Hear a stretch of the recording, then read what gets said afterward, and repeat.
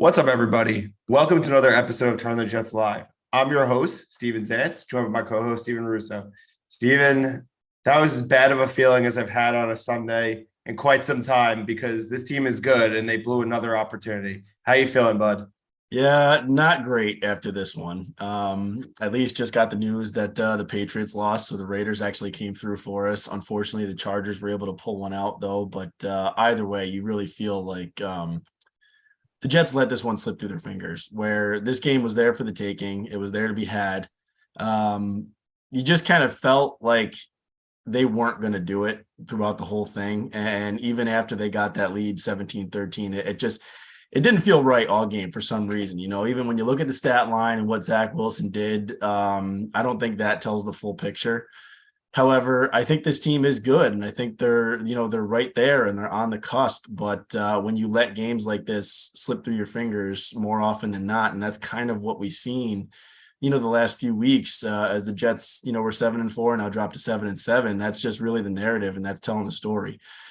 It's frustrating, really, because you felt like they were the better team. I think that they really had a shot to beat Detroit here and take control of their own destiny. However, they let it go. And, some bad quarterbacking in the middle part of the game, some bad clock management at the end. And then a missed 58-yarder from Greg Zuerlein at the end, and it seals their fate, which is, it's really too bad. But I got to remind myself, as we always say, that, playing meaningful December football, even though it's painful and a loss, is better than being 3-11, which I think the Jets were at this time last year. So I got to continue to remind myself of that. But I just went on a long rant about how I'm feeling, man. How are you doing after that brutal loss? I do not feel great. It's funny because last week, coming off that loss to Buffalo, I felt great. I was like, I feel as great as a Jets as a fan as I've been in a while, and it's just wild. And has nothing to do with like Zach Wilson. It's just this team squandered another opportunity, and he was part of it, but he's not the only reason. I mean, you mentioned the poor clock management, which was, to me, the main reason that they definitively lost this game. Because you could still miss a field goal, but at the same time, you had opportunities to get closer if you call that timeout or two timeouts.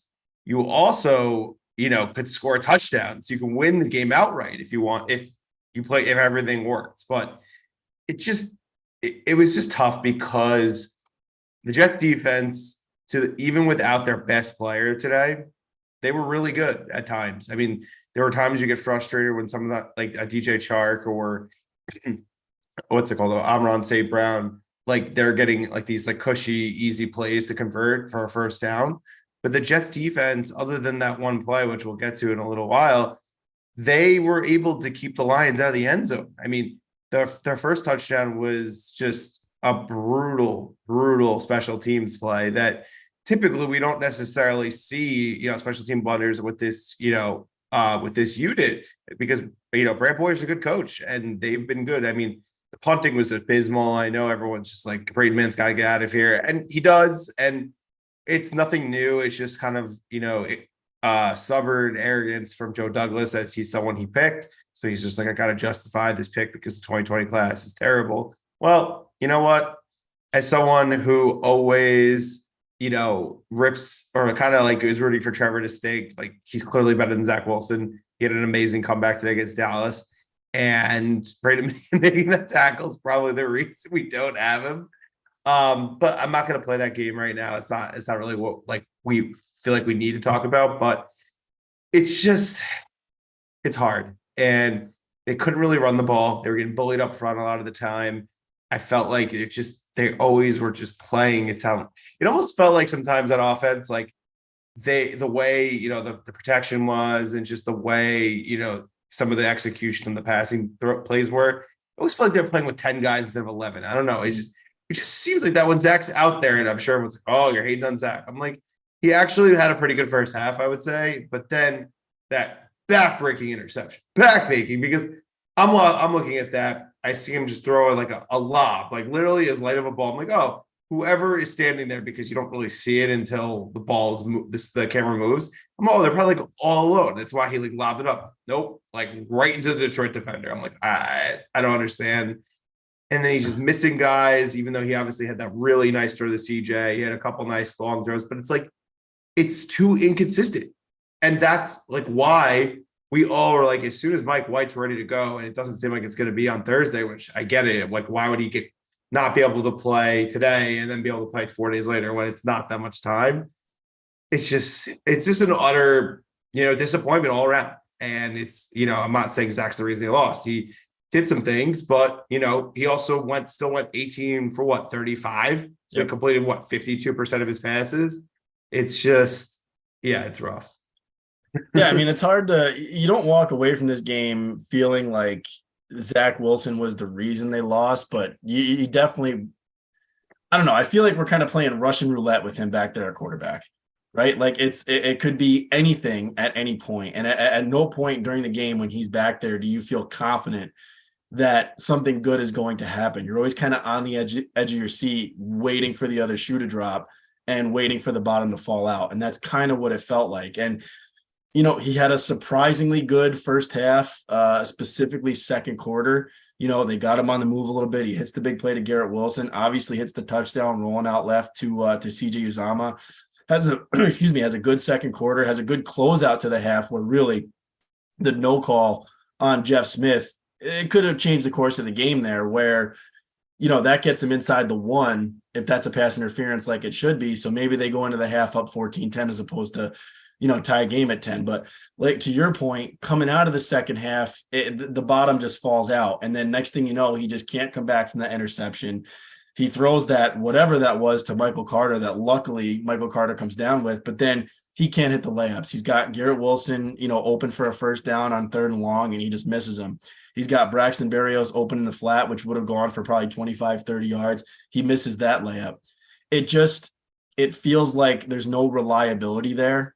And he probably, you look at the stat line and you're pleasantly surprised with how it actually ended up. And the mobility and stuff that gets him that chance to even kick the field goal at the end of the game. So that's there. But at the same time, he simply can't hit the layups. He has the one crucial interception. You just don't walk away feeling like Zach Wilson is the guy. And I think the further down this road we go, we're starting to get that answer where it looks like it's just not going to be him. And in all reality, the Jets seem like they're a quarterback away. And they are. It's not even a question. And I guess that my feeling coming out of this is that if Mike White were healthy and playing, the Jets win this game by double digits. And I don't think that's a stretch to say. I want to flip to the other side and the defense, because as good as the defense played, and in reality, holding the Lions to 13 points and kind of playing that bend but don't break, another game here, the absence of Quentin Williams was obviously felt. It was felt in the run game. It felt like Detroit was able to get 4 or 5 yards a clip, rushing the ball each time. And it's another game where they didn't force a turnover. They didn't get a sack. And the normal pressure, really because of Quentin Williams that we've become accustomed to, simply wasn't there. And they weren't really able to rev it up on Jared Goff. And Jared Goff was able to kind of do things. And, I don't want to pick apart this defense, because I feel like the defense is the reason that we're even 7-7 and playing these competitive games down the stretch and in the conversation. However, we've kind of gotten to a place where they've let us down in some big spots, specifically after getting a lead or getting a score to tie it up, where it seems like that's the point where we need them the most. And that's the point where they break. And this was just another time where that happened, where the Jets get up 17-13 and Detroit comes down and they're chipping away. They get to the 50 and it's 4th and inches, and they just get absolutely duped by this play and this throwback to the left side to a backup tight end that rumbles 50 yards for a touchdown. And, the end is written right there. And that's just, it sucks, because this defense is top notch, right? They are a top 5, top 7, whatever you want to call it, unit in the NFL. But when you're not making game-changing plays, when you can't rely on your offense, it's not enough. And that sucks to say. But I think right now that's the reality, is that if Zach Wilson's going to be out there, this defense actually needs to do more. And it's crazy to say it when they've given up, they're giving up 13 points, and against, New England, they really give up 3. It's simply just not enough when you can't make those game-changing plays to flip the field and do those things to put your offense in a almost like a foolproof or a fail-safe situation.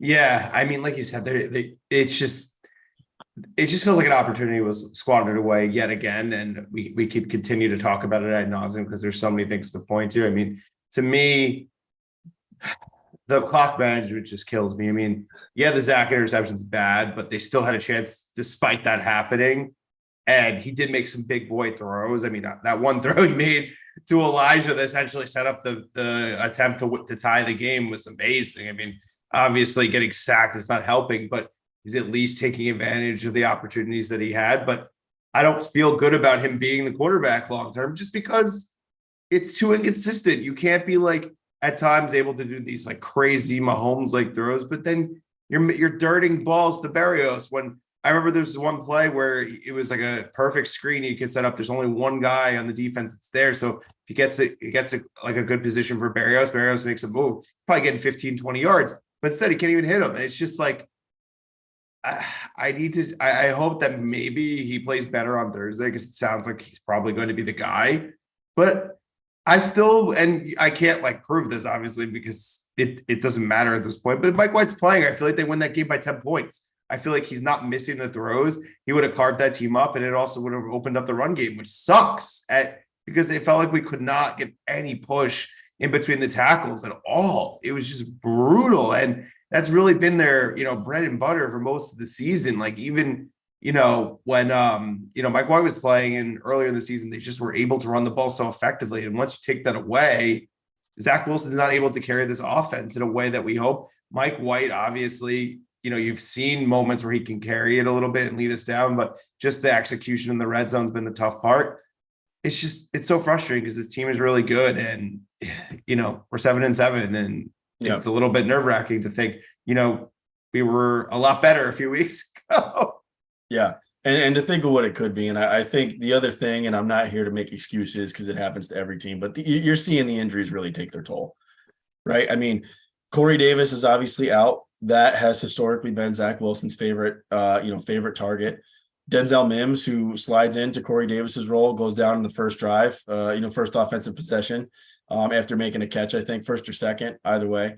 You see the injuries to the offensive line kind of taking their toll. I don't think Nate Herbig had his best game today.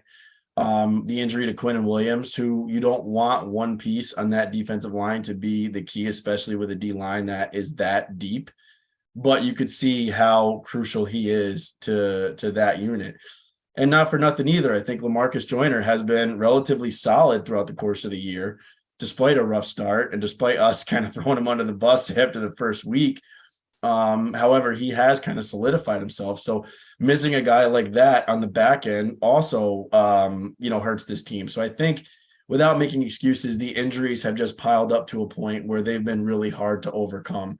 That's football, though. It is football, but to deal with them in the amount and the volume that the Jets have, I think is excessive. I don't know if teams are really dealing with this. When you think about it and you list them off from top to bottom, how many crucial pieces the Jets are really missing and what they've had to do to go through patchwork on the offensive line, moving guys around, doing what they've done, losing Breece Hall, losing AVT, Michael Carter's dinged up. Bam Knight comes in, he's been having a lot of success. He gets dinged up throughout the course of this game. It's just been a lot for them to deal with. And I think at this point, it's just proven to be a little bit too much to overcome. I think, we both said it. If Mike White starts this game, hey, Mike White, the other guy that's injured, if he starts this game, it's a double-digit win. If Quinnen Williams is part of this game, I think the Jets also win, because I think that's the pressure up in the face of Jared Goff is something that they were missing tremendously today, because he did have quite a bit of time. He had less in the second half, but he still had quite a bit of time to be able to pick the Jets apart and kind of get those easy completions that were moving the sticks, and keeping the Jets defense kind of on their heels, which they did a nice job of bending but not breaking. However, it still was, the back-breaking drive and, less than 2 minutes to go was obviously the killer in this game. Yeah, I mean, I had to like I said, it's just it was just such a gut punch. And 3 weeks in a row, especially after Minnesota Buffalo, you were like really felt like we had it. This one, they could just never get out of their own way this week. And it just felt like always an uphill battle. But still, you always kind of held out hope, especially when Garrett Wilson's doing these amazing things. And you're like, oh, this one, we could have this and we'd be in a playoff spot, especially when you think about it now with that embarrassing New England play, which midstream, I was watching and I'm like, I need Steven to see this because it's going to make him a lot happier to see how they lost that game, because it essentially makes the Buff fumble not look like a bad play at all. I'm not even exaggerating. So as we're going through some points, you need to find that video and watch it because I think it'll make you feel really good right about right now.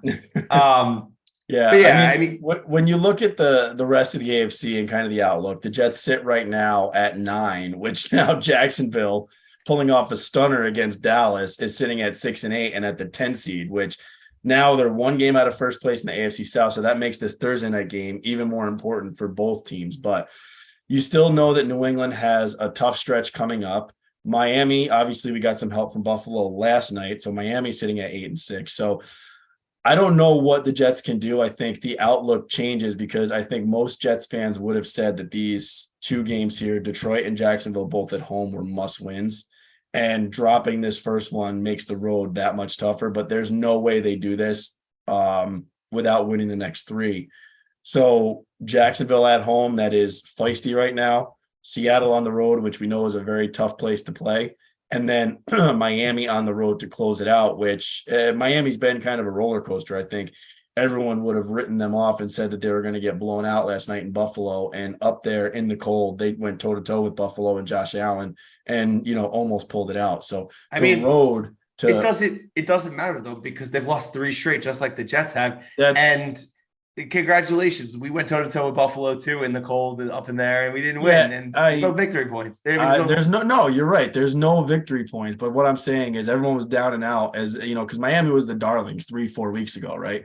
And everyone was down and out on them. So all I'm saying is that none of these games are layups, I guess is my point. And rightfully so. I mean, the Jets are I don't want to say a Jekyll and Hyde team, but every game they walk into is a coin flip, and we're not going to know how it's going to go. There's no game I feel confident in, and there's no game I feel like the Jets are just going to go in and get blown out. So these next 3 weeks are certainly going to be exciting. However, it's as important as it's ever been because I think the Jets, to have any shred of hope, need to win all 3. Yeah, and Saleh said as much, in his post-game presser. They need to win out, and I mean, to me, it lines up at the same time. It's like literally, it's playoff football from here on out. And sometimes that's the way to get these guys to play better because they know the margin for error is so slim right now. You have to play your best. You can't do those mental errors that, we saw New England do. You just got to make sure that you're playing, as sound and, complimentary football as possible, because the special teams and the offense were not helping the defense out. And then obviously the defense has their one gaffe of the day, giving up that 50-yard play. I think it was to Matt Wright or Brock Wright, whatever his name is. A tight end that essentially is backfilled TJ Hawkinson, who nobody knew like 3 months ago, is running down the sideline. He's not even that fast. And it was just such a brutal play by CJ Mosley. And to me, that was where I felt like the game was not over, but I'm like, I just feel like they can't recover from this, like no matter what they do, because that just sucked the wind out of your sails, as Steven Russo would say. And you're like, I just feel like this is like a same old Jets. One of the things I've actually saw on Twitter after I woke up from my self-imposed exile, aka napping to sleep off the pain of this game, was people are comparing this to 2009 when they lost to that Falcons team, when they literally had every opportunity to win it, could not hold it, and ended up losing. And Rex thought that we were out of contention. And then they obviously won the next 2 weeks and everything like that. So I would say pump the brakes with those, because different situations where, like, we don't have Mike White. We still have Zach Wilson probably for one more game. And then I would imagine if Mike White's cleared for Seattle, he's going to play, which is everyone's hope, unless you see some miraculous, turnaround by Zach Wilson next week. Well, not next week, in 4 days from now. Yeah. So it's, it's hard to say, but I would say just because of the uncertainty with the quarterback position, we trusted Sanchez a lot more as a rookie quarterback than we do about Zach Wilson right now. So I probably would pump the brakes with that. Yeah, I mean, and the Jets aren't playing a Colts team that's going to lie down in the second half because they have everything locked up either. I mean, this road ahead for the Jets, I think, is much tougher than that 09 season.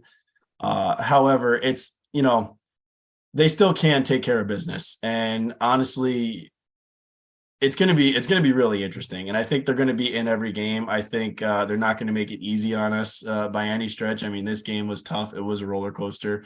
You had to take a nap after the game just to try to cleanse yourself. I went up and I did some housework. I'm redoing a room. So I had to just clear my head a little bit, man. So it's just one of those things. I do, when you look at the offense though, it really, with Zach Wilson here, and he obviously missed some throws, but some positives to take away here. I mean, Garrett Wilson is absolutely just phenomenal. The catch he made, getting interfered with to ultimately set up the CJ Uzomah touchdown, I think was just absolutely fantastic. Like, this kid is the real deal. And when he can get consistent quarterback play, I mean, you're going to see him. He's going to be a top 5 receiver in this league. I think we're seeing the trajectory go on the level of a Justin Jefferson or a Jamar Chase or a Devontae Adams, guys like that, when have you ever been able to say that about a Jets wide receiver in all reality? I mean, they just Never. They haven't had it ever. Never.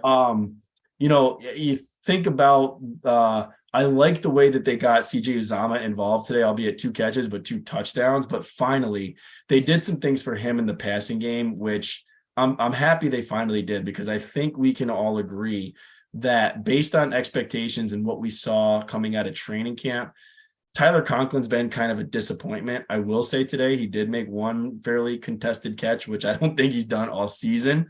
But Tyler Conklin, for his target share, for what expectations were, I don't think he's amounted to what we all would have anticipated or would have liked. So I like the fact that they're getting CJ Uzomah involved more in the passing game.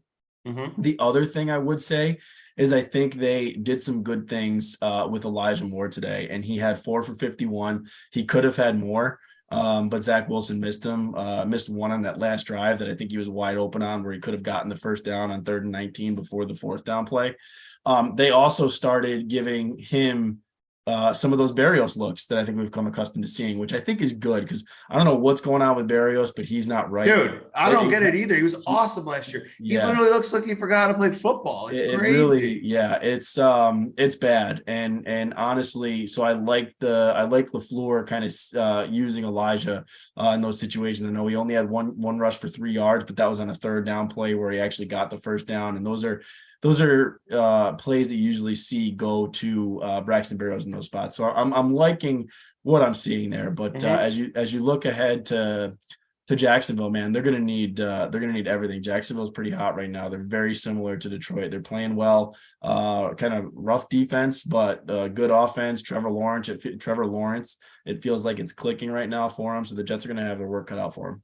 Yeah, I mean, listen, I'm hoping we can get Quinnen back for this game. I think obviously he was 50-50 all the way up until pregame warmups, and that's when they made the determination that he wouldn't be playing. And I know I said this last week on the show, and I think they probably believed it as well, is that they didn't want to risk putting him on the field twice in 4 days on a bum calf. So they're like, give him the extra 4 days to get it right, or right enough, for lack of a better phrase, so that way he could go in a huge spot. I mean, they don't want to be in a place where they got to win every single game the rest of the way, but that's where they are right now, because they don't have any room for error. So I'm really hopeful that he can play, and I think that he's going to do everything in his power to play. I do think it's going to help the interior a lot, because we weren't seeing the sacks that we've been accustomed to. They were getting to Goff, which was nice, but I felt that without his presence, it's just not the same. And you saw that in the second half against Buffalo, even though they hung tough for most of that game, but they need him back in a big way. And I think that they're probably going to plan on playing, because then after that, he basically gets a mini bye, and hopefully he can really get to 100% at that point, because he is considered day-to-day at this point. Yeah. I mean, who knows? Maybe we didn't find out until Friday that Mike White wasn't playing. I mean, maybe this recovery, maybe he will get cleared and can play on Thursday night. Who knows? Mm. I wouldn't bet on it. But to the Quinn and Williams point, I mean, yeah, they started getting after the defensive line started getting after Jared Goff a little bit more in the second half, but I feel like we didn't even hit him. Like I feel like he never like fell. He didn't fall No. off the ground. Like they really didn't get after him. And I think They forced him out of the pocket a bunch and then made him, essentially have either a bad throw or he had to throw it away. So they did do that, but they weren't hitting him. I agree. they did. And that's it's just we went into this game saying that the Jets needed to start fast and they needed to get after Jared Goff and force him into a mistake or two. And they didn't do either of those things. You give up a punt return on the second possession because, they have a great goal line stand. Zach Wilson does nothing coming out. They actually, I think, lose a yard. And then Braden Mann punts it to Khalif Raymond, who returns at 46 yards. The Jets are in a 7-0 hole where, okay, the fast start is out the window. But getting after Jared Goff, and again, they didn't force anything. They didn't have really any one maybe pickable ball, I'll call it. And Michael Carter kind of goes after the receiver as opposed to going for the ball. Mm-hmm. It's just, I don't know. This team they've had one CJ Mosley interception in the last 4 games. That's also, yeah. I kept saying to my dad as we're watching this game, I'm like, they just force a damn turnover. If they do that, it makes a difference to me. Exactly, and that's been the difference. And I think when you think back on it, that little 4-game winning streak they had, they were forcing turnovers, they were getting picks. They were, they're never falling on fumbles, but they were making kind of game-changing plays where right now they're simply not doing it. They're doing a good job of that bend but don't break, but they got to start getting some field flipping plays and put this offense in, in really a no-lose situation and get them in really, really good spots. That's going to be really the only way that they can withstand these next 3 games and have a fighting chance. Yep. Oh, sorry. Mike messed up. No, you're good. Yes, I agree with you. I think, because it's such a short turnaround to the next game, I think it allows us to move off this loss quickly. And I think it's a good advantage for the Jets. I think, having a young team like Jacksonville having to travel on a short week to come to, MetLife Stadium where the Jets did beat them last year is a good thing. I think even if Zach plays, he's going to have the ability to, to put up some yards and hopefully run a little bit more. I will say that I am very impressed with LaFleur's play calling. I know obviously there's been a lot of criticism, especially in the red zone lately, but I think he really had some nice calls given the fact he was starting a quarterback who hadn't played in a month. Like that one play where I think it was like a fourth, or it was like a 3rd and 1 when they did essentially like a read option and Zach took it himself. I'm like, that's the kind of stuff I want to see. I remember it was like a 3rd and 1 and they end up moving Conklin and he essentially did like a tight end sneak from what's it called, from under center, which was great. I think you mentioned this earlier, but the stuff with Elijah Moore on the end around versus having Berrios, which I think is so much better. And I think you're seeing a concerted effort to get Elijah, a lot more involved in the offense. And I think that if they continue to do such things, this team's going to be in a much better spot than they've been with Zach Wilson in the past. So I overall just like to put a bow on this game. It's just like, you got to win. And everyone's going to be like, this team didn't help us. That team didn't help us. Well, if you don't take care of your own business, it doesn't matter. And you got help from the Raiders. Thankfully, you didn't get help from the Titans. But at the end of the day, win the next 3, hope that New England loses 1 game and you essentially lock yourself into a playoff spot. So that's all I can really say before we preview this Jacksonville game. Yeah, I agree. And you got to take care of your own business. And honestly, I mean, it's a loss, but it's a loss to an NFC team. The Patriots still lose. Dolphins still lose. So if the Jets win out, then they should be in. Yep. So let's just, I don't think that the Chargers were ever really a concern to us based on their road to get to 10-7. Really, maybe even I think they're they only have 6 losses. They're 8-6 right now. So they're probably getting to at least 10-7, probably 11-6. So they were never really within striking distance, but you really just got to take care of your own business. And, you already said it best, but we can go ahead and we can preview this Jacksonville game. I think there's so many uncertainties. Really it's hard to preview for us. But it's, it's going to be difficult, but this is obviously a must win for the Jets. Yeah, I mean, the Jets are the better team. I mean, Jacksonville's been playing better as of late, but talent-wise, Jets are better. I mean, Jacksonville has a better quarterback, which I have to admit, even though I've been a Trevor Lawrence hater, mainly because I was salty we didn't get him, and I fully will admit that. And you can make fun of me for saying that all you want, but it's true. But he is very talented, and I think the short week is definitely a benefit to the Jets. It's always a benefit to the home team. And you see that really on all Thursday night games. Defensively, they're not anything to write home about. I mean, they have some guys like Josh Allen, not the quarterback, the edge rusher. They have a couple other guys, can't really name them off the top of my head. I mean, Trevon Walker really hasn't been this, number one overall pick. The quietest number one overall pick, I think. Yeah. In a long time. Yeah. But at the same time, it's, if you can contain the run game with Travis Etienne, you could try to keep those receivers in check. I think this is a very winnable game. And it also just allows the Jets to really rest up for a key 2-game stretch that essentially was just, survive and advance at that point, going cross country to Seattle, which I think having that mini bye and then going cross country makes it a lot easier for you because it's always really hard when you're doing that travel, I think on like a Friday or Saturday before the game. Mm-hmm. But when you have that extra rest and you can, prepare a little bit longer, I think it's going to be helpful.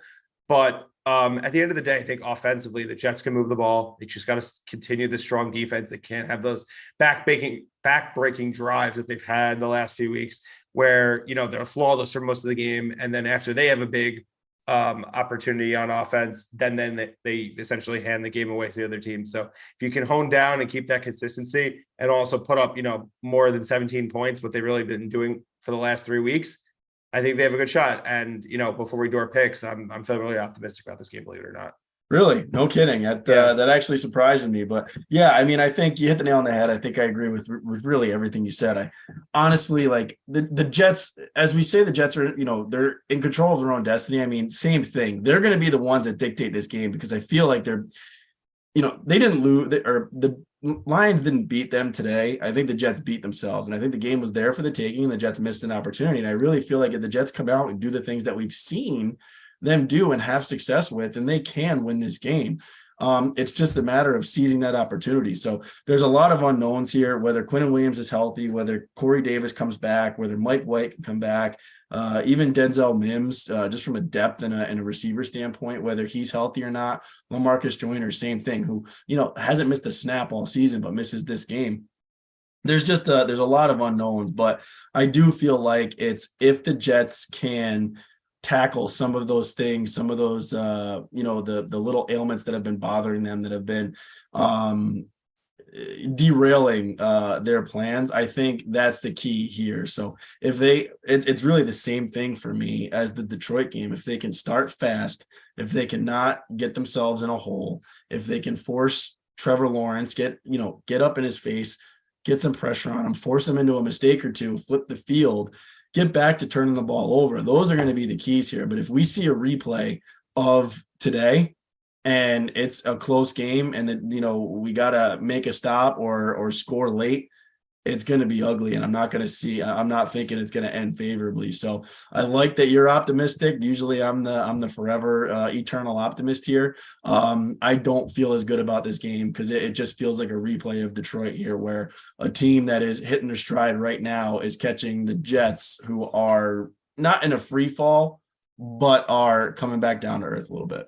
Yeah. I mean, there's a lot could be said here. I mean, this very same Detroit team that we just played essentially ran Jacksonville off the field a couple weeks ago. It's not like they're this world leader. So I think as long as you could score some points, you protect the football, which for the most part the Jets did today, other than Zach's backbreaking lob interception, which still wondering what's going through his mind as he's making that throw. I think that they can force some turnovers, and they're so long overdue. Just to get these turnovers, because they haven't forced them since I guess the Bears game, right? They haven't. So I think, that's what I think. And for some reason I have this intuition. I think it's gonna be like 21-14 Jets, like more of a low scoring game because it's a short week. But yeah, I totally I just have this confidence. I don't know why. Even after a tough loss, I just think this team knows how important this 3-game stretch is, and they've already lost 3 straight. I don't expect them to lose another 3 straight. I think that they're going to really turn the ship around. All right, I like it. I don't feel as confident as you do, but and you think about the turnovers, like the Jets haven't had really a meaningful turnovers since that Buffalo game before the bye, where they picked off Josh Allen twice, and they forced a fumble late in the game and knocked him back, but that Bryce Huff sack. But that's kind of alarming, when you think about it. That's been obviously been a few games, but yeah, I mean, I kind of went through the keys to this game. I really I don't feel as confident going into this. Maybe I'm trying a little reverse psychology in my typical fashion, but I see the Jets kind of dropping another one here, especially if Zach Wilson's at the helm. So I think it's going to be close, but I think the Jets fall 24-20 on Thursday night. You were the one in our Badlands preview guide saying that the Jets were going to win 10 games. I said 9-8.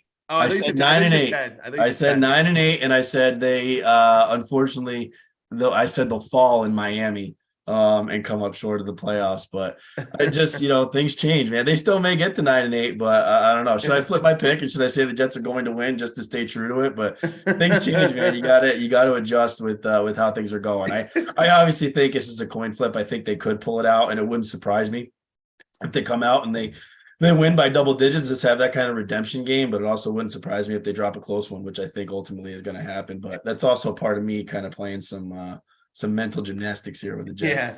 Yeah. The funniest thing for me is like, I picked them to go 7-10, and if they lost out, they would go 7-10. Yeah. I don't think that they're going to lose out. I really don't. And I think that, like I said, it's going to start this week. I think this is your last home game of the year. Super important to show those loyal fans, that they have a really good team on the field, and they don't have, the Eagles coming in. They don't have the Bills coming in. They don't have, one of those teams, even though they should have beat the Bills again, and they should have beat the Vikings, a couple weeks ago. So I think I don't know. I believe in Saleh. I know he in his mind knows he messed up with the clock management. I don't think he's gonna let that happen again. I think he's going to be smarter about stuff like that.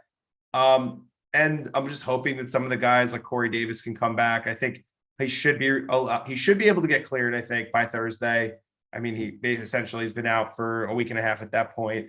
Hopefully Quinton's back. I'm not expecting Mike White. I don't think we mentioned this at the top, but Ian Rappaport did report this morning that it's looking like he's probably going to be out this week as well. Mm-hmm. And hopefully he'd be back for the Seattle game, but nothing's been confirmed because they essentially asked Saleh after the game, is Mike going to be the starter on Thursday? And he's like, we haven't made any decisions yet, even though that report did come out. So yeah, anything's possible. It'd be awesome. I think if Mike White comes back, it completely rejuvenates this team. But listen, Zach showed that he's able to make some big plays. They have 4 really long, deep plays, but he's just got to hit the easy stuff. If he could do that, he's going to be totally fine. But he's not doing that consistently enough. And that's the problem. That's the difference in this game right here. And that's just what it's come down to, is that if he hits, any of those layups that were right there, I think this game is totally different. And that's why you feel like the Jets would win with Mike White at the helm by double digits, is because Mike White hits those. Mike White has the accuracy. He hits Garrett Wilson stride on 3rd and 12 when he's wide open. He hits the layup to Braxton Berrios that allows him to go for 25, 30 yards. Those are the things that we're missing right now, and why Zach Wilson, the inconsistency there, you just don't feel confident, and you feel like you're just waiting for the bottom to fall out. And why we're starting to, but we are feeling like the answer is we're really leaning towards no here. And a complete reshuffling at the quarterback position, which really doesn't have Zach Wilson at the picture come 2023. But the good thing is that when you look at this season in total, I think none of us would have expected to be 7-7 at this point. And right in the thick of it, I really, even as I predicted 9-8, obviously I got to be, sitting right here. But the season has still been a pleasant surprise. And when you look back at it, like these last, the 5 games that they've lost, all within 1 score, all chances at the end. you really write in everyone, which you can't say for last year. I mean, last year that this team was 4-13. They had a boatload of double-digit losses. They had games that just seemed uncompetitive. When you go back to the Adam Gase years, obviously that's exactly how it was. It looked like they didn't belong on the same field as 31 of these other NFL teams. So when you really take this kind of high arching, this 10,000 foot view, you're happy with the way that this team competes. You just you want to see them obviously pull out a few more wins in these close games than coming up on the short end of the stick. For sure.